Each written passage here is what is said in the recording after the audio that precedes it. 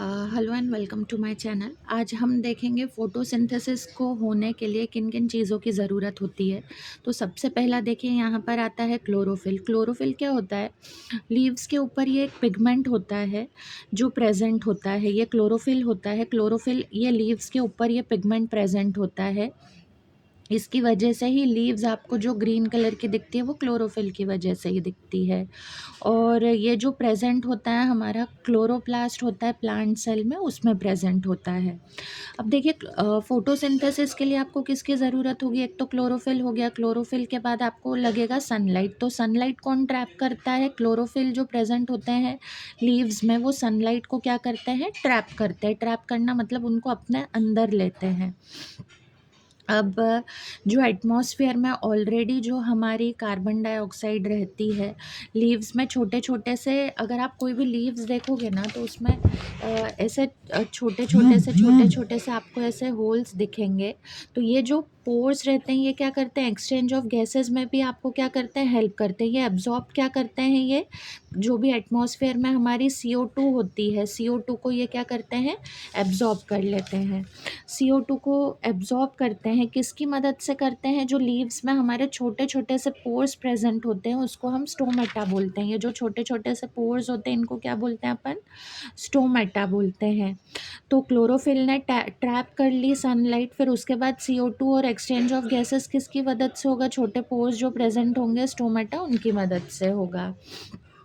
ये जो हमारा लोअर पोर्शन होता है, अगर आप लीव्स के देखोगे तो आपको ये दिखेंगे। और स्टोमेटा की जो ओपनिंग होती है, ये स्टोमेटल हमारी ओपनिंग होती है। स्टोमेटा की जो ओपनिंग होती है जब वो पानी लेता है, ये किडनी शेप का होता है। ये देखिए, ये ऐसा ये किडनी शेप का रहता है।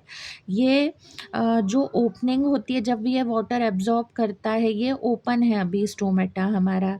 जब वाटर एब्जॉर्ब करेगा और जब वाटर ये एब्जॉर्ब नहीं करता है तो उस हिसाब से ये हमारी जो गार्ड सेल्स होती हैं ये ओपन हो जाती हैं, क्लोज हो जाती हैं। ये स्टोमेटा रहता है और ये गार्ड सेल्स रहती है। गार्ड सेल्स का थोड़ा सा ओपनिंग का बड़ा सा स्ट्रक्चर बता रहे हैं आप लोगों को यहाँ पर।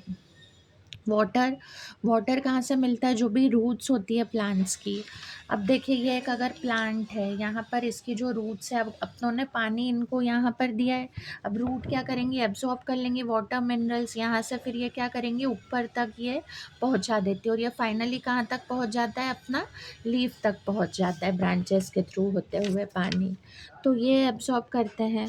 अब जो साइट होता है फोटोसिंथेसिस का, मतलब फोटोसिंथेसिस खाना बना कौन रहा है? पानी मिल गया उसको, सनलाइट भी मिल गई, तो ये सारा काम लीव्स में होता है।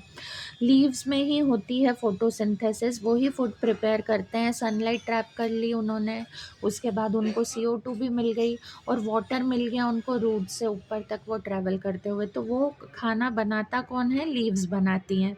अब देखिए, कुछ प्लांट कैसे होते हैं कि उनमें लीव्स नहीं होती है, तो हम ये सोचेंगे कि इनमें लीव्स नहीं है। तो ये जैसे कैक्टस है, कैक्टस जो जहाँ पर बहुत ही कम उनको पानी मिलता है, कम चीज़ें मिलती हैं, उनमें लीव्स नहीं होती है। तो कैक्टस प्लांट्स में क्या होता है? स्पाइन्स आ जाती है, ऐसे कांटे कांटे से उग जाते हैं। वो जो वाटर लॉस को क्या करते हैं? वो प्रिवेंट करते हैं। जो कैक्टस में हमारी स्पाइन्स होती हैं वाटर लॉस को वो प्रिवेंट करती हैं।